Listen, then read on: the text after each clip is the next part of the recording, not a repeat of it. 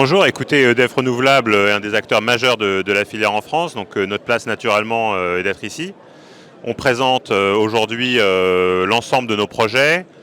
Saint-Nazaire, le premier parc éolien en mer installé en France, entame sa deuxième année d'exploitation.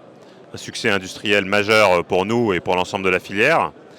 Nous venons de mettre en service également le projet de Fécamp en juin, au début de ce mois. Après plus de 10 ans de travail sur le terrain, c'est également une grande fierté. Nous sommes en train d'achever la construction du parc éolien flottant, donc un pilote en France de la technologie flottante au large de Fos, qui sera mis en service dans la deuxième partie de l'année. Et puis en parallèle, nous poursuivons la construction du parc de Courseulles, au large du Calvados, le développement de nos projets Moche-Normandie, Dunkerque.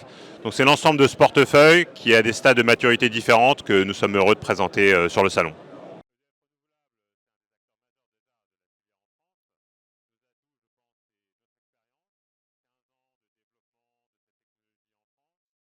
Nos succès, l'appui sur une équipe complète, avec environ 600 professionnels qui sont mobilisables dans le groupe pour participer à la préparation des projets.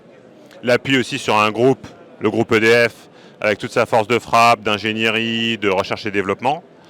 C'est l'ensemble de ces éléments qui fait la force de notre groupe. Le message pour l'ensemble des acteurs de la filière, c'est que je pense qu'on a réussi à lancer la filière.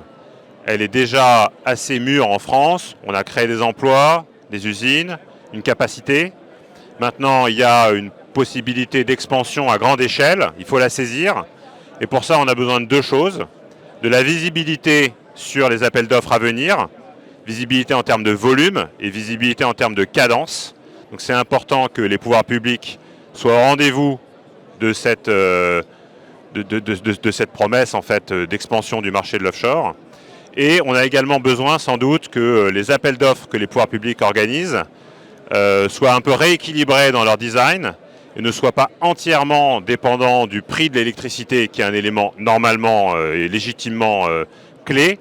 Mais il faut aussi veiller à ce que les critères soient peut-être redéfinis en faveur de privilégier les offres les plus robustes, les plus crédibles techniquement, dont on peut être sûr qu'elles vont vraiment donner lieu à des projets qui seront construits dans la durée.